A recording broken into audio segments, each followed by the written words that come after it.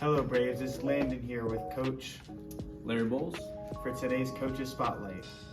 I've got a couple questions for you today, Coach. All right. What made you want to take a coaching spot at Indian River?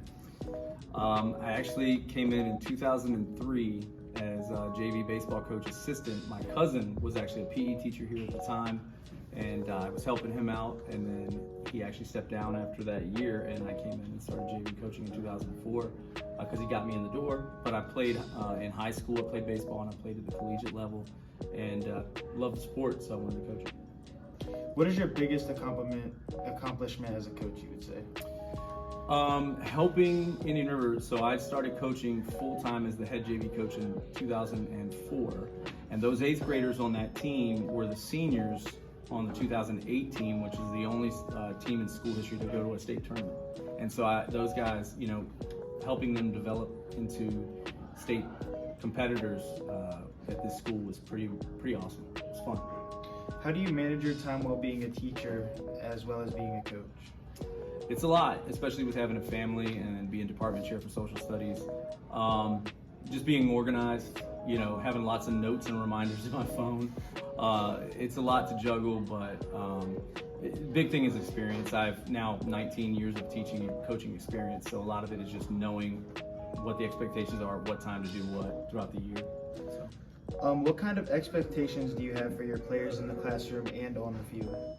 Well, I think you know this. The guys know the expectation. Reliability is the word we use, is the most important ability. We've talked about this. Can I rely on you to do what you're supposed to do in the classroom? Can we rely on you to do the things the right way when we're not around as coaches?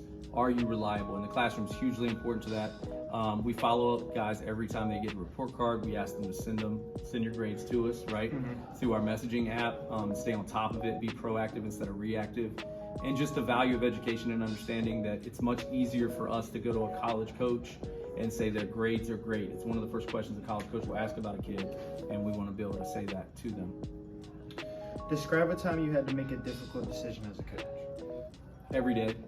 Every day is a difficult decision. I mean, none of this, I don't take any part of this job lightly. Every decision is important. What we do at practice every day, how to handle all the personalities on the team, right? All the internal conflict that guys have, or the things that they're going through outside of baseball, those personal issues, juggling that with maintaining the team, learning new skills and getting communication down and preparing guys to win on the field.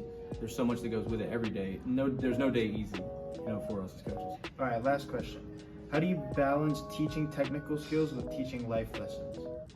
Kind of goes back to what I was saying a minute ago. I mean, obviously every day we're going to have an agenda at practice. We have it on the board, an agenda of what we're going to break down that day, what skill we're going to learn, what we're going to focus on.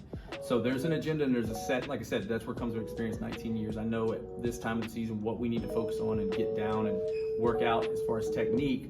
But then once I know that agenda set and I have a great assistant coaching staff that can help me, get those things down, then I spend most of the year outside of the season to build relationships with you guys so we can talk about things that are outside of baseball as well. That's hugely important, is building those relationships so guys are willing to want to buy into what you're teaching. Well, thank you for joining me in today's Coaches Spotlight. Until next time, Braves are who we are and Rise is what we do.